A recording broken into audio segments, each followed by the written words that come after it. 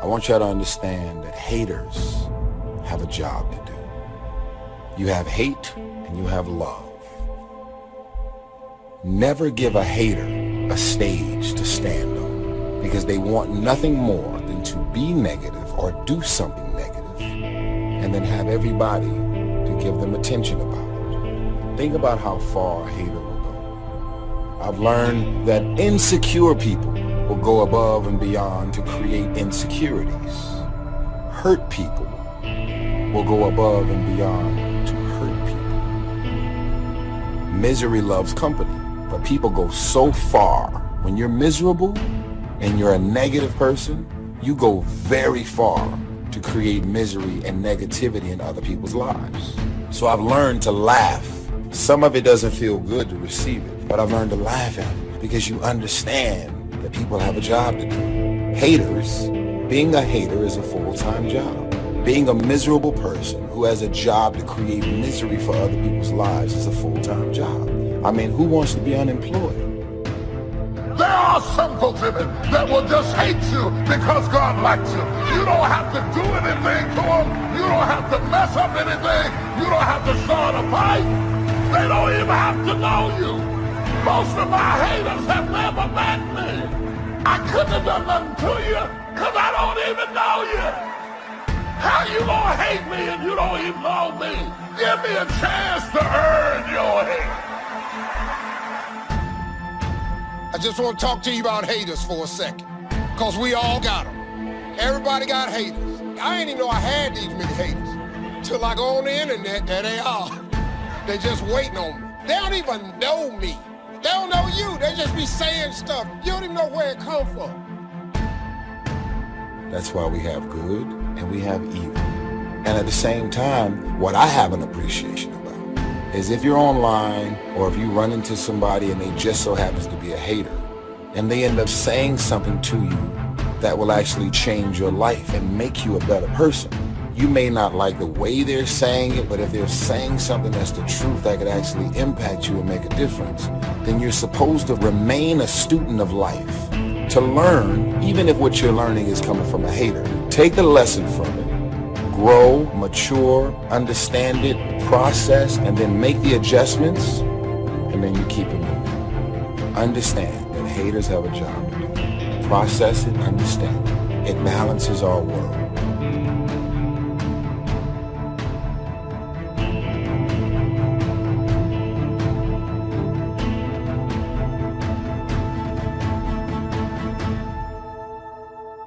I want to say how much I appreciate you, because you hated me on a level that I didn't even know I was on.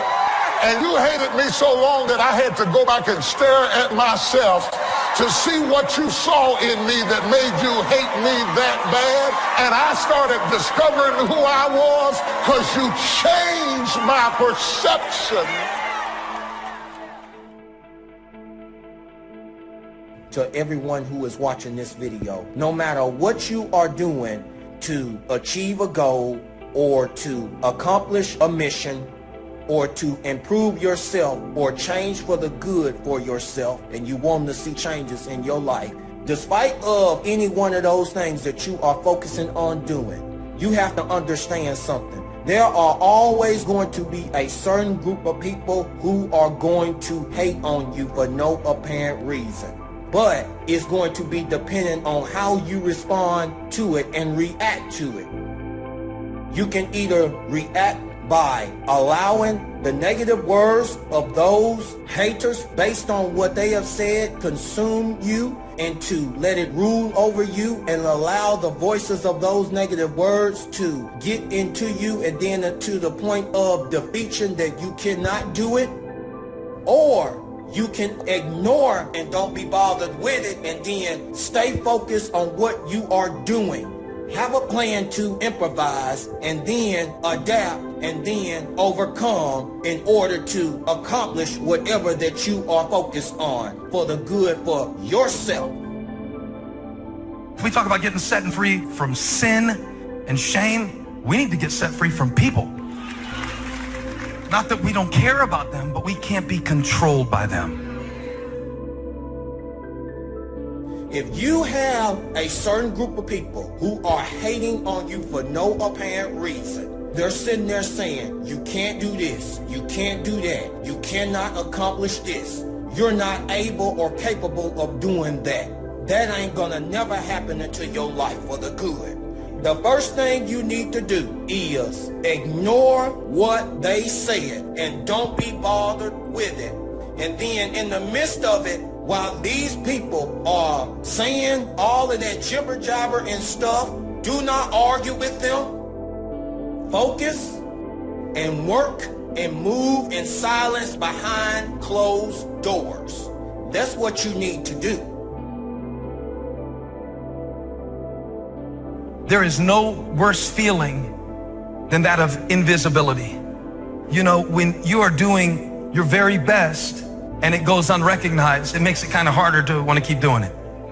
And when you feel unseen, especially by the people whose attention and approval you crave the most, it can create a compulsion in your life to start doing things that are not even really consistent with your character in order to receive from people a confirmation that can be taken away just as easily as it was given.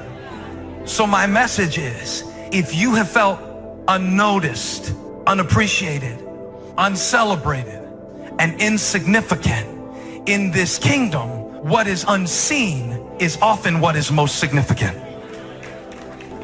We must drive the dark side of our nature into a small corner and let the positive side flourish. Early, we must learn to exercise self-control. Power is a wonderful thing, but it must be exercised properly to benefit and not to destruction. So self-control is certainly necessary to be a strong leader, so that you can become the best example. The example of having your temper well managed, having that dark side of your nature under control. The best example of choosing wise words and not being careless, that kind of control. Control of your desires, so that they fit into the positive side of life and not the negative side.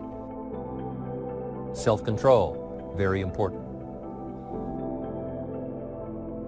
When you decide, I have had enough, a leader is about to be born. Toleration is the graveyard of leaders. And that's why we lack leadership. Everybody wants to be liked. Nobody wants to rock the boat. And that's why we're not leaders, because we want everyone to agree with us. We still apologize for being successful. We feel ashamed to be in charge. When you still carry your history, you are afraid of success, because you may lose your friends who ain't going nowhere. Very subtle problems. Your attitude is so powerful. It creates your atmosphere. It also is a source of your natural lifestyle. And if you're going to change your life, you got to change your attitude. Now here's the bottom line. Your belief system is the source of your attitude. A leader must have, Napoleon said, a mastery of the details. All can be lost with just a couple of missing details. On the trip to the moon, everything has to work. There's several thousand moving parts. There's several thousand pieces to the project of getting to the moon and coming back, and all of them have to work. And then there's the backup systems for something, if something goes wrong, you back it up. That kind of mastery of detail is so vitally important. The drama is in the details. Master the details. Good advice, Napoleon Hill. Willingness to assume full responsibility. What happened to me might not have been my responsibility, but what I do about it is my full responsibility.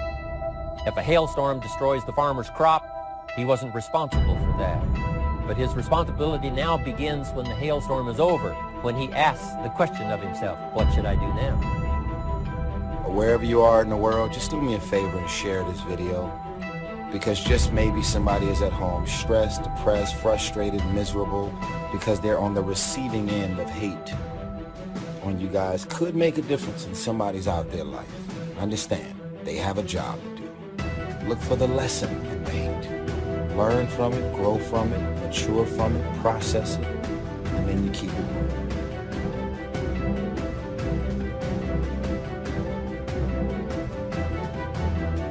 self-preparation. Be ready for tomorrow by doing all that you can today, setting your goals. Set a goal that will make you stretch for what it will make of you to achieve it. What a brand new reason for setting goals. What an all-encompassing challenge to have a better vision of the future, to see what it will make of you to achieve it. And here's why. The greatest value in life is not what you get. The greatest value in life is what you become. The major question to ask on the job is not, what am I getting here? The major question to ask is, what am I becoming here? It's not what you get that makes you valuable. It's what you become that makes you valuable. Set the kind of goals that will make something of you to achieve them. So there you have the two components of positive self-direction.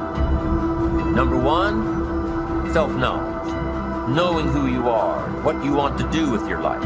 And number two, self-preparation, getting ready for the opportunities before they come your way. You need both aspects for positive self-direction. Figuring out who you are and what you want. And being prepared for the day you reach your goals. Being ready. Being worthy. Becoming the person you need to be in pursuit of what you want. What good is an opportunity if you're not prepared to take advantage of it? It's no good. Won't do a thing for you. Be prepared. Now here's what's called the self-knowledge acid test. Quickly, without thinking too much about it, quickly list your 3 most important long-term work-related goals. Is it a client you've been trying to sign for several months? Is it a major sale you've been trying to make? Is it a promotion? Is it a partnership in the firm? Quickly list your 3 most important long-term work-related goals. Achievements that you want to make. Achievements that will take a while to get. Write them down. Again, without thinking too much about it, quickly list your 3 most important personal and spiritual goals. Things that will make a difference in your personal life. Is it going to church more often than holidays? Grasping all you can from the Sunday sermon? Is it spending more quality time with your kids? Is it turning the TV off during the dinner hour and actually talking about the important things in life with your family? Is it making more dates with your spouse? Is it planning a much-needed family vacation? What is it? What are the important goals in your personal and spiritual life? Is one of them making a conscious effort to exercise more, to eat better, to lose some weight, to get in shape? What are the 3 most important personal and spiritual goals that you have? Write them down. Doesn't matter what they are, just write them down. Now, take some time to really visualize what the achievement of these goals would look like. What does your future hold for you if you landed that big client? What does your future look like if you got that promotion? If you spent more time with your family? If you planned more outings with your spouse? What does your future look like? Really spend some time on this now. It's important stuff. What does it all look like? Ask yourself, is this really my goal? Is this truly what I want? Is it a positive goal? Is it important enough to me to become what it takes to reach this goal? Is it mine? Is it worth it? If your 3 goals on the career side and 3 goals on the personal side don't stand up to these questions, you need to take some time to carefully redefine a few things. Redefine your list. Redefine where it is that these goals came from. Redefine what actually is important to you. Redefine how hard you'll really work to get them. Now, there are 2 parts to this goal setting and redefining process. There's 2 parts. Number 1, don't set your goals too low. An interesting thing that we teach in leadership, don't join an easy crowd. You won't grow. Go where the expectations are high. Go where the demands are high.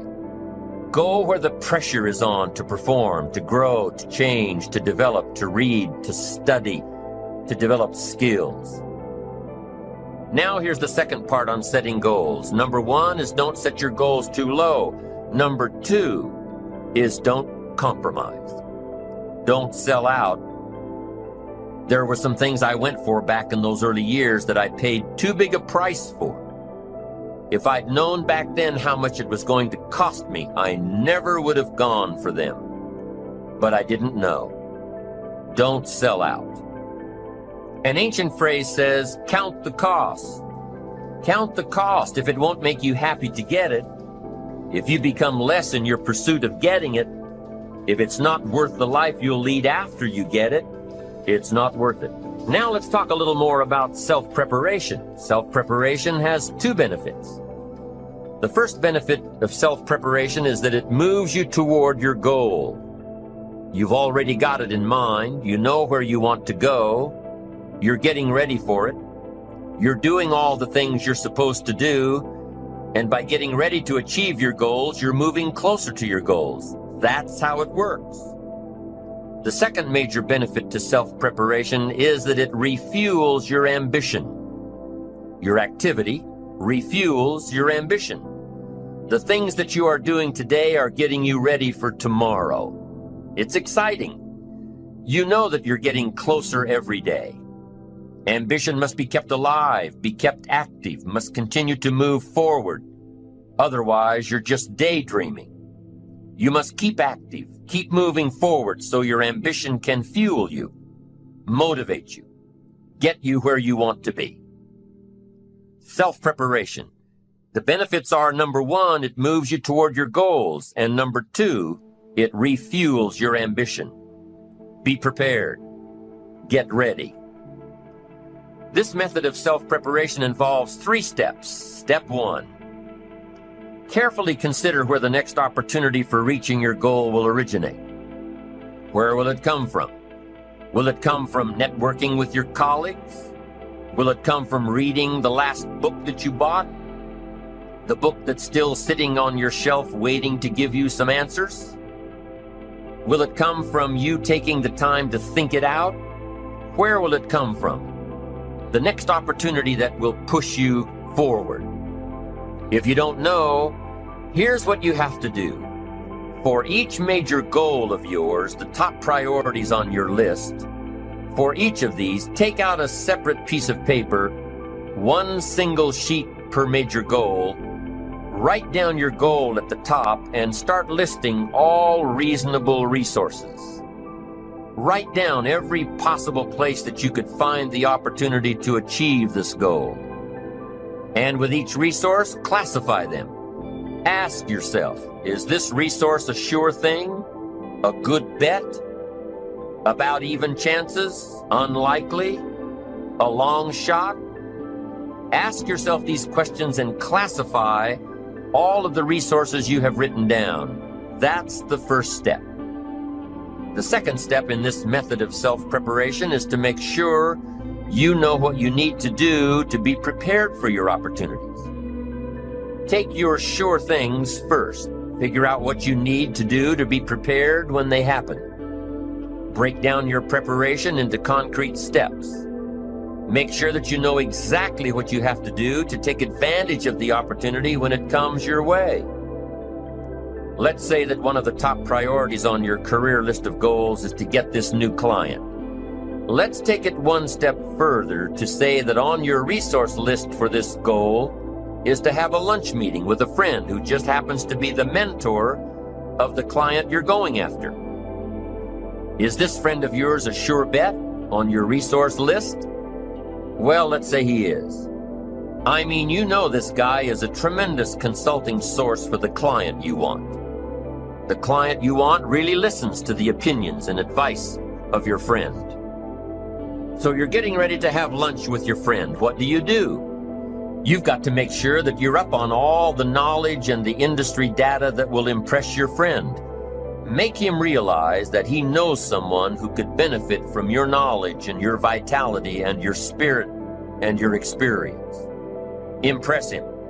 Impress him so much that he goes back to his friend, the client you're after, and tells this prospective client of yours that he needs to do business with you. Be prepared. Go through your entire list of goals and resources and classify them. Break each resource into concrete steps of preparation. Start by working on the sure bets first, and then move down the line. The long shots will come through every so often, but start with the resources that will serve you best now. Get ready for the opportunities before they come your way. Step 3 in the self-preparation method is to do all you can to make each opportunity more likely to happen. After you've determined what you have to do to get ready, to be prepared, after you've determined this, see what you can do to expedite the process. What can you do to increase the likelihood of this opportunity? Go over it and over it and over it. Use these 3 methods again and again as you assess where you are now and where you have to go next to keep moving toward the achievements that are most important to you. Step 1, consider your resources. Step 2, determine what you have to do to get ready. Step 3, expedite the opportunities. And by the way, this method of self-preparation works wherever you are in your journey, whether you're close to your goals or whether you're just starting your journey of self-direction. This method works. Have working knowledge to draw from. Continually work on yourself in preparation of where you want to be. Build a reservoir of thoughts and ideas and philosophies and experiences that are your own.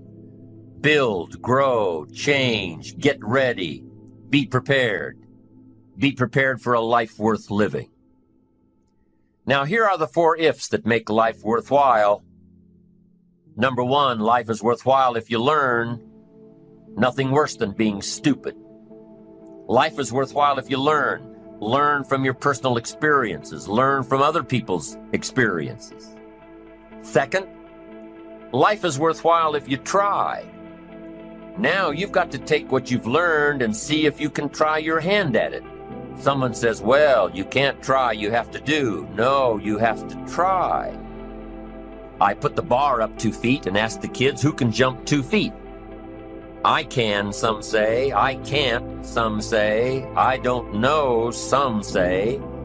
How are you going to know? You don't. You've just got to try. Just back off and run at it. How are you going to know if you don't try? Now, what if you knock the bar down? Does that mean you can't jump 2 feet? No. You have to what? Try it again. Of course, you have to try. Try it another way, but try. Try your hand at it. When the record book on you is finished, let it show your wins and your losses, but don't let the record book show that you didn't try. Next, life is worthwhile if you stay. You've got to learn to stay. Now, you don't have to stay forever. Just stay till you see it through. A guy builds a foundation and then he wanders off somewhere and builds another foundation. He's got these foundations scattered all across the country. I mean, no walls, no roofs, just a bunch of foundations. Not a good reputation. Stay. You don't have to stay forever. Just stay to finish something. Don't fall into the trap of less than refined sophistication. Stay till it's over.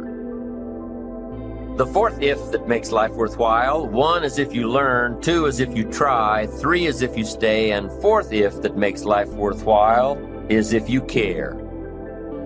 Caring is a unique human experience that is so vital and so powerful and so all-encompassing and so far-reaching. If you care at all, you'll get some results. If you care enough, you can get magnificent.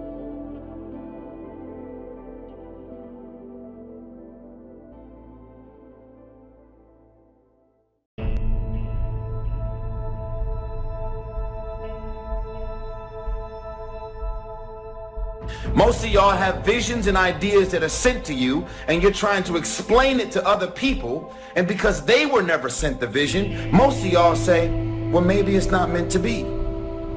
That was something that God sent you. That was your vision, your idea. It's not his or not hers. So what ends up happening is your family, your friends, they end up talking you out of your individual experience that you have with God. Why don't you show the world who you really are?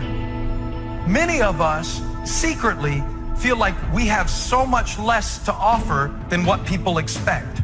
And that even when people compliment us, we figure that the reason that they're complimenting us is because they don't really see us for who we are. If you take the lead, you will become a target. But just because they're shooting at you doesn't mean they shot you. In fact, some of you should rejoice in the fact that somebody has emptied out their quiver of arrows shooting at you, and you are still here. Watch out for we's, because people will control you with a we, and you will miss your opportunity trying to be loyal to the we, and all of a sudden, in order to fit in your sociological environment, you passed up the promotion, you passed up the position that you wanted to take because you want the people you're sitting beside to like you and accept you.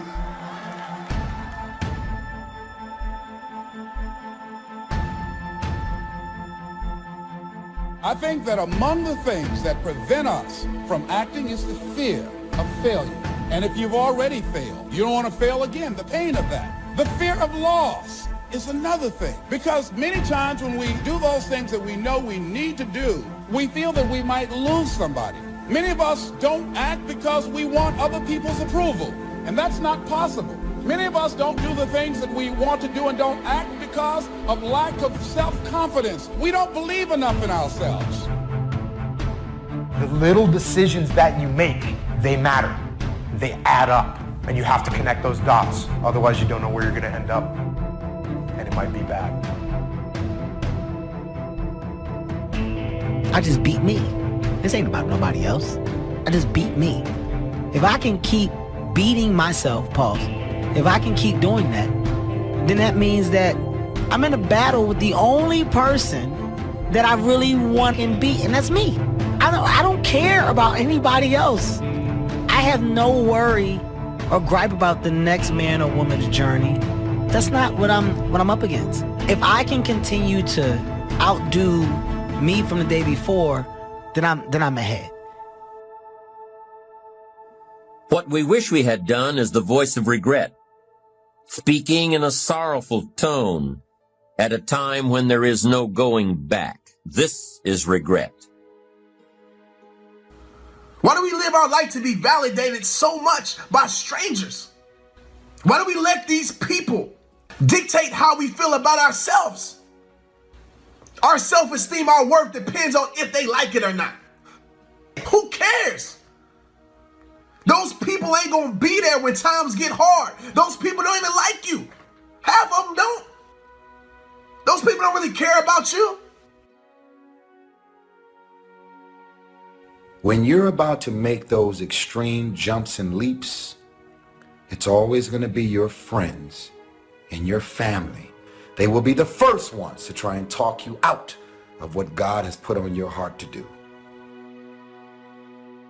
If you got anything left, you ought to stop right where you are and give God some praise. I made some mistakes, but I got something left.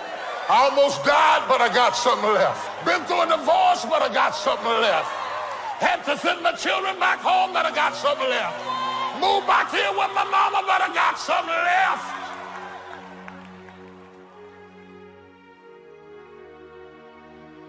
I don't know what kind of odds are against you today, physically, financially. I don't know what kind of storm has come or trying to come into your life. If you wait too long to decide what you're going to do with your life, you'll find out that you've already done it. You have to learn to start where you are. Big doors swing on little hinges.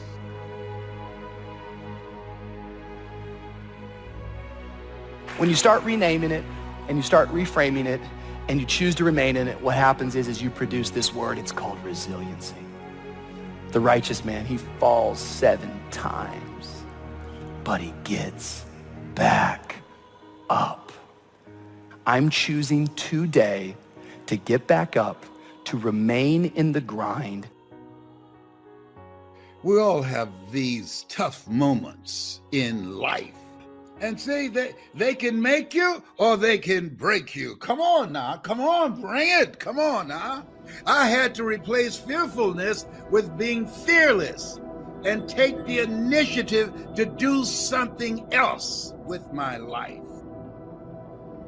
Greatness is not inherited. It's not the result of birth, in other words. You can be born high and live low. Or you can be born low, but you can still live high. Your greatness is not determined by your pedigree or the family that you were born into. Your parents can be great and you can be a dummy. The key to your future is the successful management of time and change. You can't stop time, so all you can do with them is manage them. And you become what you are based on how you manage both of them. All the rearview mirror does is allows you to see what you've passed and to prevent what you've passed from coming up on you again. The windshield is your future. It's where you're going. It's where you're headed. I hope you all picked up this today. And think about that, how that affects your life. Don't dilute the vision and don't pollute it with how you want it. Don't weaken it by diluting it. Don't pollute it by adding to it. Some of the people you're trying to straighten out, they're not going to ever be straightened out. They're chickens when you're supposed to be sailing with the eagles. And that chicken that with all that gawking and flapping ain't going to ever fly. And you just chasing behind something that's not going to ever jump over 4 feet in the air. You could have been soaring with eagles and you're fooling with them chickens. They're chickens. Feed them and keep on walking.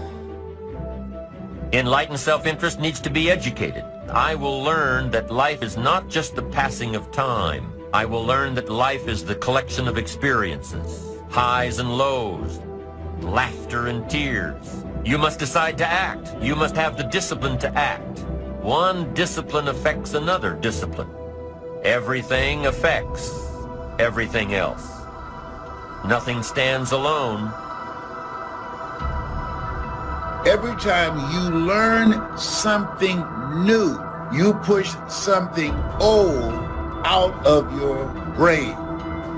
See, a lot of people don't want to learn now, and that's okay. That's none of your business, none of my business. But if you're one of those like me, hungry, people that are hungry are willing to learn. You're keeping your mind active because you're engaged in this thing called life. You still have a presence. You're a force to be reckoned with. You have greatness in you. Yes, I'm going for it. There are more lives for me to touch, more lives for me to transform. If you only knew all the things God has refused to let happen to you. You may have had some bad breaks, but just the fact that you're still here is a sign God's favor is on your life. There may be obstacles trying to stop you now. You don't understand it. It's because there's greatness in you. The enemy doesn't come against people that don't have anything. If you weren't a threat, he'd leave you alone. Yes, I have big obstacles, but I know it's because I have a big destiny. Had some bad breaks, but they could not finish me off. I'm still standing. Many times when God starts training you, he trains you with trouble, exposing you to various degrees of frustrating situations and then critiquing your response so that you can learn how you should have handled this particular situation.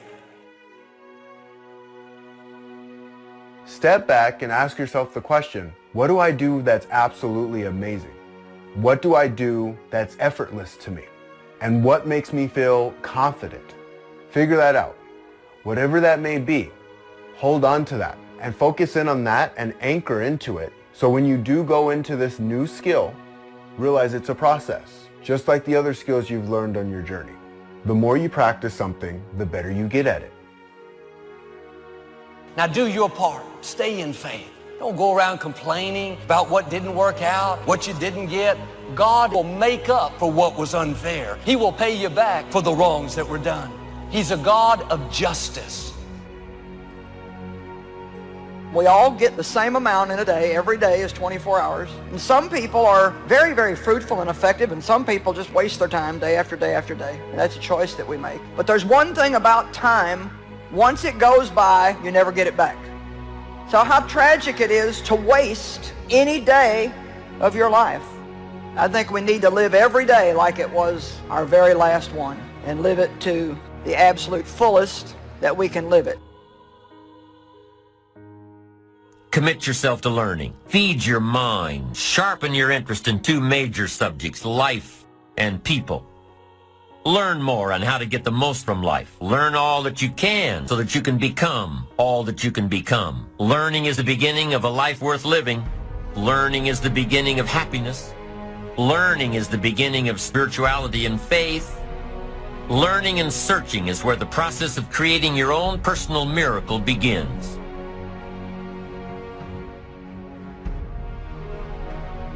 Greatness does not have to have the approval of everyone. And if you are the kind of person that will have to have the approval of everyone and understanding of everyone, you'll never achieve greatness. Greatness is uncommon. Greatness is not something that you see a lot. It distinguishes you from the crowd. It makes you stick out when you become great. Disappointments will come. Betrayals, things that are not fair will come. How you deal with these offenses will determine whether you move forward or whether you get stuck, bitter over what didn't work out. We find ourselves announcing our standards to our relatives, our friends, our associates. We shout our beliefs and condemn those who believe any differently, but then we don't walk the talk. Do as I say, not as I do. This is inconsistent. This leads to a loss of credibility among those who watch us. If you have a support system in place, that's beautiful. I don't understand what you're talking about. I don't really see what you see, but I'm in full support of you. Go make it happen. But in most cases, if you open up your mouth trying to explain to people what you're supposed to do, when you're supposed to do it, they will be the first people to try and talk you out. Find somebody close enough to you that has observed you or been around you that you value their opinion, and ask them how do they see you, and then compare what you have with what they say.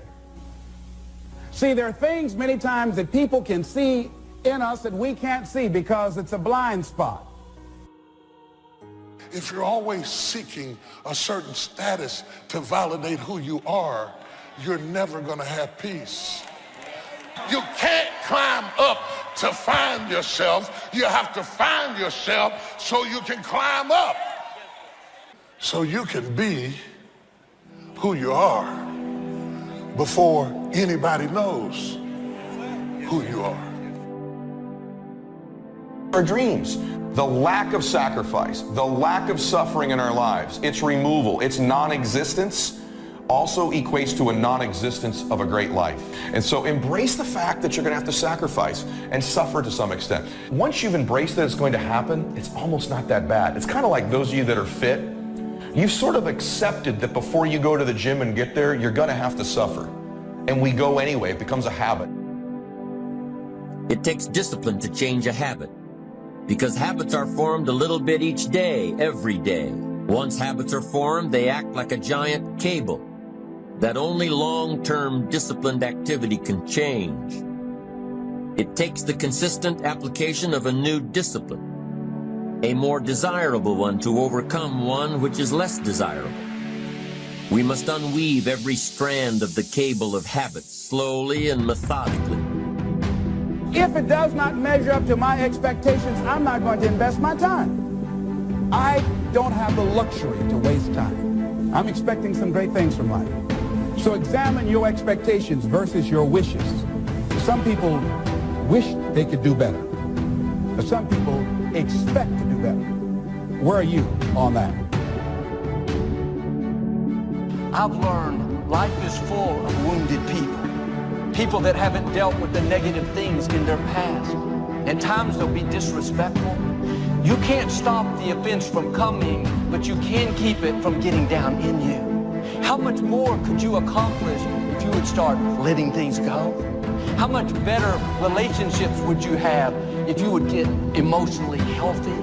If you would let go of what people said? Time is an amazing power. Every day, week, month, or year is a gift given to us by God to complete a task. The human mind isn't used merely because we take it for granted. Familiarity breeds contempt. It can do any kind of job we assign to it, but generally speaking, we use it for little jobs instead of big important ones. Decide now, what is it you want? Plant your goal in your mind. It's the most important decision you ever make in your entire life. Oh, when you give as much time and energy to your dream, to this new vision of yourself, I'll give you all your eyes can see. When you give as much time and energy to what you see, that creates the opening for miracles to show up. Do you want to be an outstanding salesman, a better worker at your particular job? Do you want to go places in your company, in your community? All you've got to do is plant that seed in your mind, care for it, work steadily toward your goal, and it will become a reality. Dream chasing isn't for the serious, it's for the sincere. And the difference between being serious and being sincere is that serious people have a can-do attitude. Sincere people have a must-do attitude. That's how dreams become reality. They become a must. My children must survive. My life must change. Now, if knowledge is power, if knowledge is the forerunner to success, then why do we fall short of our objectives? Do we find ourselves aimlessly wandering, settling for a life of existence rather than a life of substance? There may be many answers to this question. Fundamental answer is the absence of discipline. Motivate doesn't mean to yell and scream and encourage. To motivate actually means to provide a motive, a reason why. Picture yourself in your mind's eye as having already achieved this goal. See yourself doing the things you will be doing when you've reached your goal. You know, what would you want from your friendships? What would you want from your intimate relationship? How would you like to structure your family? Well, how are you going to use your time outside of your job? And how are you going to regulate your mental and physical health, and maybe also your drug and alcohol use? Typically, discouragement strikes at the midpoint of a project. Halfway up the mountain, you go, I still got to get to the top, and then I got to get all the way back. We get discouraged when something takes longer than I expected.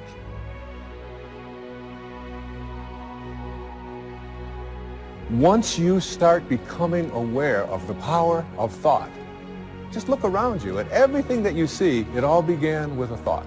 We become what we think about. And that is probably one of the most important principles in learning to manifest. What we have to look at is basically the obstacles that we have conditioned ourselves. And you notice I say that we have conditioned ourselves, because I have never believed that we need to be putting the responsibility on someone else. If you're conditioned, it's because you have allowed yourself to become that. You know, if you start with the presumption that there's a baseline of suffering in life and that can be exaggerated as a consequence of human failing, as a consequence of malevolence and betrayal and self-betrayal and deceit and all those things that we do to each other and ourselves that we know that aren't good, that amplifies the suffering. But you need something to put up against that. And what you put up against that is meaning. Meaning is actually the instinct that helps you guide yourself through that catastrophe. And most of that meaning is to be found in the adoption of responsibility. Anticipation is the ultimate advantage. Winners, leaders anticipate, losers react. The reason you get beat is you don't know where things are happening, so you're reacting. Reaction is always stressful. And yet so much of our life is predictable if we just were to study it, not be caught up in our day-to-day. It's predictable the challenges you're going to have in your relationships or with your kids or with your body. These are predictable. And if you would anticipate these things and put a strategy in place, you can take it all out and have the quality of life that you deserve. Those that anticipate, those that lead, and then there's those that follow. The followers are the reactionaries.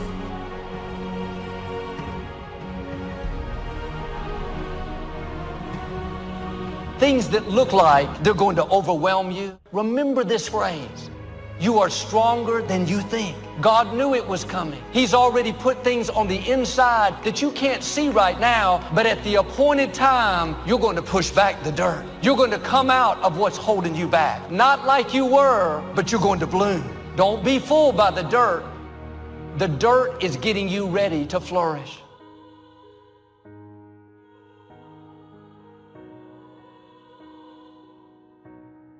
The system we live in and contribute to is designed to make the easiest things in life the most unprofitable. Our world is and always will be a constant battle between the life of ease and its momentary rewards and a life of discipline. Each has its own price, the price of discipline or the price of regret. We will pay one or the other.